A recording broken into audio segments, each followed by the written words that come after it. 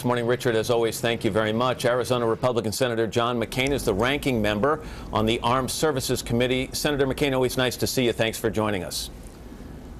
Thank you, Matt. This crash of the F-15 this morning reminds us this is a risky operation, in case anyone had any doubt. Over the weekend, you were somewhat critical of the president, saying he waited too long to intervene in Libya. You said if we had taken this step a couple of weeks ago, a no-fly zone would probably have been enough. Now, a no-fly zone is not enough. There needs to be other efforts made. What are those efforts right now?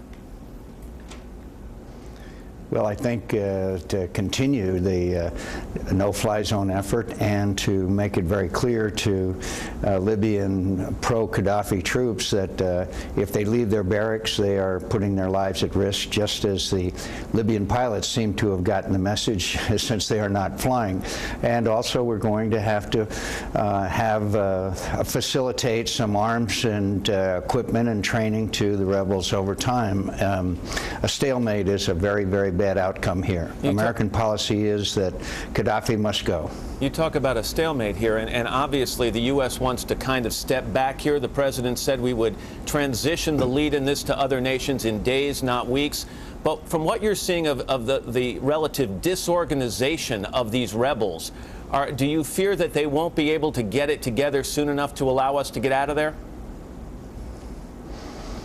Well, I think the president's saying that he'll give our coalition partners the lead. That does not mean that the United States would stop its air operations and enforcement of a no-fly zone. I wish we would spend more time planning on how to defeat Gaddafi than in planning on how to get out. Look, the blood of Americans is on Gaddafi's hands because we know that he was responsible for Pan Am 103. He should be removed from power. With training and equipment, I believe that the anti-Gaddafi forces can prevail. It was a very near thing in Benghazi, since, as was just reported by Richard Engel. And morale is a very interesting thing. For a while, the anti-government forces had the initiative and lost it due to Gaddafi's capability and air power. Now I think we can swing back again. I don't think those Libyans owe anything to Gaddafi. But do we know enough about these rebels, Senator? I mean, do we know who they are, who their leader is, what they believe, how they feel about the United States, not just in the short term while we're helping them against Gaddafi, but in the long term? Well, I think they know that they were under the heel of one of the most brutal and oppressive dictators in the world.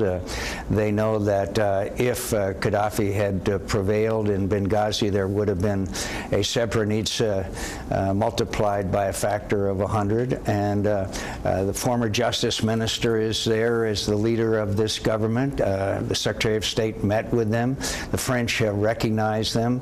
But there's always risks involved here. But to have Gaddafi remain in power and carry out the kind of brutality that he has already shown he's capable of, I think is unacceptable. Senator John McCain. Senator, always nice to have you. Thank you very much.